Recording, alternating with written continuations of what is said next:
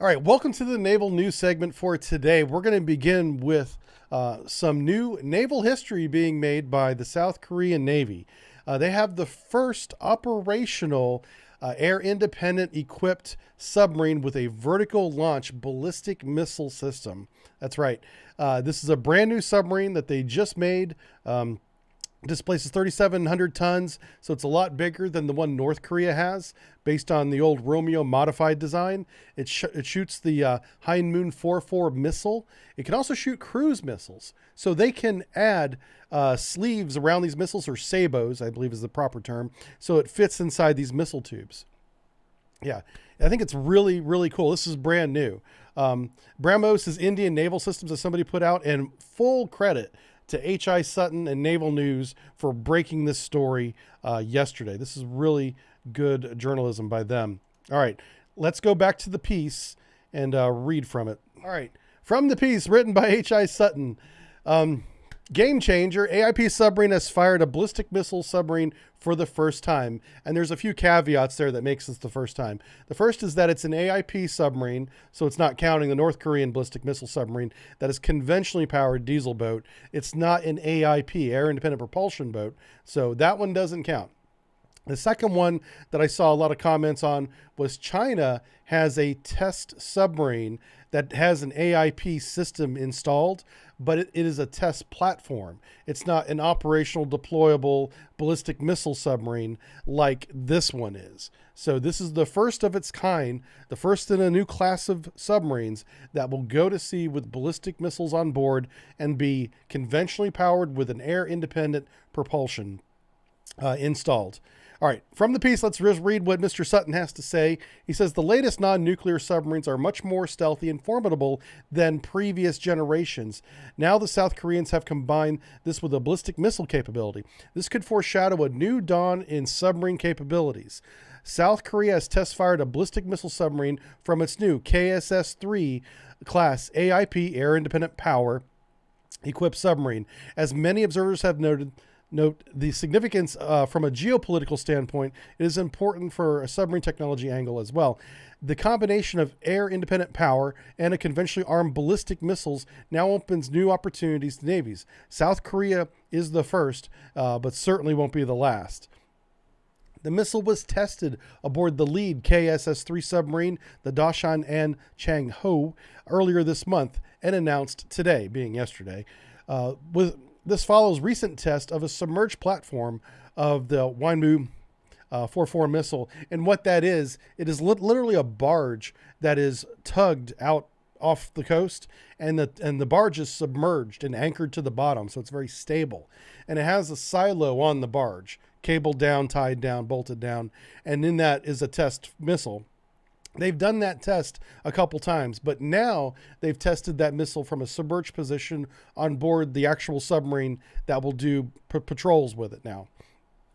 And he has a very interesting point here that this is a conventionally armed ballistic missile. Yeah, so there's some advantages to that. One being range for sure. So we're not talking, full nuke yet, I guess, but conventionally armed ballistic missile. It is seen as a counter to the neighboring North Korean's submarine launch ballistic missile program that focuses on much larger Puksang or Polestar family of missiles. They have a range in excess of 1,000 kilometers, 620 miles, and could be equipped with the North's nuclear missiles. So yeah, brand new submarine, just been launched and successfully tested a ballistic missile with its vertical launch system. Yeah, what do you guys think of this? What do you think of South Korea getting into the ballistic missile game? Personally, I think that this is a good idea. This is a good counter for their neighbors to the north who have their own version of this. It's much older, slower, noisier, a lot less capable. This is all brand new technology, man. They've got the latest sonar, South Korean sonar, on it. Great sound silencing techniques. The air-independent power is extremely important. Energy cells. All right, Crooked says, good morning, and Hammond says, yeah, I finally made it. You did, man. Yeah. This is good news for North Korea and the PRC. Oh, good news to counter them. Yes. Yeah, I think it's just a good pushback. And they didn't go full nuclear, it sounds like, with the warhead. It's a conventional warhead for the moment. I hope it stays that way. It doesn't certainly have to. I wonder if that has something to do with the size of the missile or the culture of the, maybe there's a treaty involved in that, saying that they're not allowed to have a nuclear armed ballistic missile. That is a strong possibility, that there's some kind of treaty limitation on the warhead. What is the SSK designation? Well, that would be what, conventional power hunter killer. That's the SSK designation. Yeah, this would be an SSB. Yeah, they would call this an SSB. Yeah, I guess you could call it an SSG because, well, it's got a ballistic missile. So yeah, I don't know, what are they going to call it? Let's see what it says here on the graphic. Yeah, I don't see it. But this would definitely fall into the category of an SSB, conventionally powered ballistic missile submarine. Yeah, South Korea is non-nuclear. That explains why they don't have the nuclear warhead. Okay, I figured as much. Can I explain AMP a bit more? AMP? I don't understand what you mean by that. I think you mean AIP. Did you mistype that? Yeah, air independent power. I'll have to do like a whole video on that. That is extremely complicated. And there's lots of different air independent power systems out there. That's a big topic. So we're not going to cover that here. We're just going to recognize the South Koreans for a great, a conventionally powered with a ballistic missile submarine out there. Let's go down to the end of the piece here. Oh, here's a picture of Mr. Sutton. Look at that happy little face right there. This is a good dude, man. Definitely follow him on Twitter. Okay, from the end of the piece, impact on submarine warfare. So what impact will this have? If the South Korean project to launch a ballistic missiles from a relatively small AIP-equipped submarines is deemed successful, other navies may follow suit.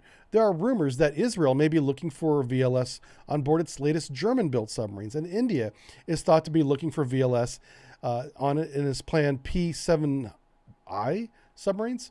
DSME are running through the version of the KSS-III known as the DSME 3000.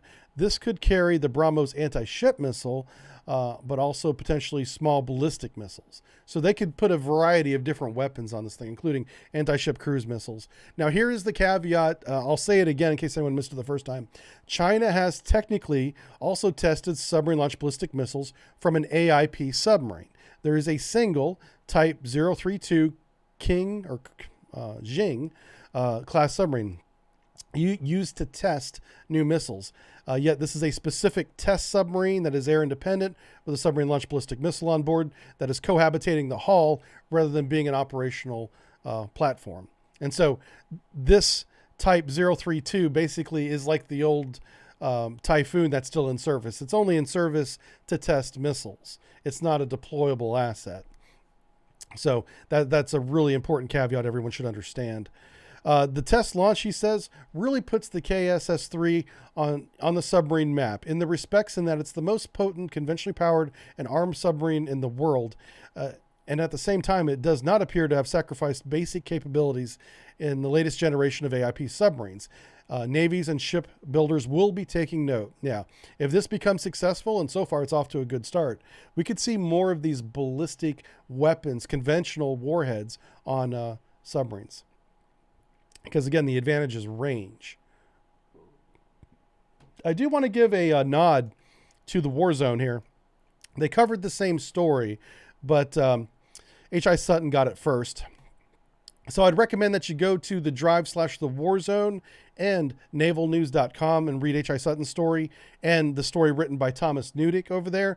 Thomas goes into a lot more history of the ballistic missile program on the Korean Peninsula, both on the North Korean side and the South Korean side. So I would encourage you to read this article as well, talking about the same submarine. Something I want to point out here, these are countermeasure ejectors external to the hull. You know, they're inside here. This is like an open free flood area, and they've got some back here. Those could be 6-inch countermeasures there, or that could just be like a discharge overboard for whenever they're running their engines. Very interesting design. I really like it. It's a sharp looking submarine too. All right. Could AIP go under the polar ice? They could, but I wouldn't recommend it. Yeah, you have to be very careful, but there's really nothing stopping a submarine from going under the ice. Just like there's nothing stopping a ship from sinking. It can be done. It's not recommended. All right. Rephrase your question, sir. Let's go back to naval news with the next story. Australia Department of Defense accepts second supply class auxiliary oiler replenishment ship. So I bring this up because I've beat Australia up a lot, and I really kind of feel bad about that. So here's a feel-good story about something that they're doing right. Is they got a brand new auxiliary ship into their Navy from the piece written by the Naval News staff, combination of authors here. The Australian Department of Defense has signed an acceptance certificate for a new ship, Stalwart, the second of two supply ship auxiliary oil replenishment ships built by Navantia Ria de Ferrol. Oh boy. We'll just say Navantia for short. The Royal Australian Navy. From the Navantia press release, so here we go, a little bit of propaganda from the shipyard, but we're going to read it, okay? The acceptance of new ship Stalwart on August 30th follows 2 months of fit-out activities carried on board HMAS Sterling in Western Australia before its formal acceptance. New ship Stalwart completed the final sea trials, verification and demonstration of combat communications and navigation systems conducted on August 22nd, reaching a high degree of customer satisfaction. See, that's the part that they didn't need to add, but that's them promoting themselves. They're like, hey, we're a pretty good shipyard. You want to get a ship from us? High degree of customer satisfaction. But we're going to allow it. It's okay. Okay. Navinta, Australia's managing director, Mr. Israel Lozano, said that the acceptance delivery for the new ship Stalwart is not only a major milestone for the company, but also Australia's industry capability with the commencement of the support contract in Western Australia. So that's over there. That would be what, Perth in that area? Going to be supporting the maintenance of these ships. And that's something that Australia's really been making strides toward, is improving its infrastructure. That's a big reason why the attack submarine program is as expensive as it is a lot of that money is going towards infrastructure. And so it's still a lot of money, but that's been kind of what I've been harping on is it's just too expensive. They're still paying too much even for the infrastructure. We're not going to read all the quotes. We're just going to read the summary here at the end. It says here, launched by the Australian crew of the Navy, Vice Admiral Michael Noonan, AO new ship Stalwart was launched on 30th August 2019 and departed Navinta's Ferrol shipyard on May 20th of this year and headed to Perth, where it'll arrive in June of 2021. So that's this year. When was this written? Huh. Okay. A little bit of, that must have been from an older story that they pasted in here to the end. Anyway, my point is congratulations to Australia for getting another good military grade supply vessel, oiler replenishment ship. This is going to be serving their Navy for a long time. And because they have the limited range on their surface ships, they need a ship like this. And anytime Australia deploys anywhere, whether it's a surface ship, an airplane, a submarine, they're so far away from everybody, it seems. They need a long-range capability, and this will just add to that capability. All right, what do you guys think about Australia's new ship? I know oilers aren't as exciting as ballistic missile submarines and warships, but they're a vital part to Navy capability. So we're not going to deny them their moment here before us. Ozzy says, I'm thinking Australia should ditch the French submarines and go with South Korean subs. It sounds like a better sub. That South Korean sub is really good. And don't get caught up by the ballistic missile capability, because it also has conventional missile capability as well. It's very flexible. This design, pretty good. I'm very impressed with this. Very impressed. India's getting 2 Akulas from Russia. I think it already has. I might be a little early on jumping on that, but I think unless it's getting 2 more. Are you saying they're getting 2 additional ones? Yeah. I don't know. I'll have to look that up. Hammond says, noobs talk weapons, professionals talk logistics. So good of them to be expanding their capabilities. That's true. I mean, it's fun to talk weapons because that's exciting. But yeah, this is where your capability lies, is keeping this ship with the fleet, right? Seawolf says, do you think South Korean boat is better than the German boat? Oh, it's way too early for that. I don't know, dude. I mean, it's got a different mission with that ballistic missile capability, right? That's like a long-range fire capability, or long-range fire missile mission, rather. It's not hypersonic, but it's long-range. So, yeah, I don't know. I don't think that would be a fair comparison. I guess you could do an acoustic comparison, which one's quieter. But again, we have no data. I have no information on that. So great question. What is AIP? A is air independent power. That means you can generate power to turn the screw, turn the lights on, run your combat information system, your sonar system, without external oxygen or external air. So you carry that air on board. You have a consumable, fuel supply of some kind. You combine those together while submerged, and that's air independent. Now, what do you do with that? In the old days, we used to turn the screw, and that was it. So we called AIP air independent propulsion originally, decades ago. That's the old term. The new technology is the air independent combination of O2 and some kind of consumable fuel creates electricity, which is much more variable in its use. So we're now using AIP to mean air independent power. That's the new 2020 term for AIP. So, and that's been a big discussion during the transition of AIP propulsion to AIP power. It's taken time for everybody to get on board so that we're consistent in what AIP means. But in today's age, AIP means air independent power because you're using air independent machinery to generate electricity. That electricity, like I said, it's powering all the hotel loads on the ship. That's lights, the kettles in the galley, your fire control system. And it's also sending electricity to a motor, an electric motor that now turns the propeller. Yeah, AIP, air independent power. All right, let's move on to the next one.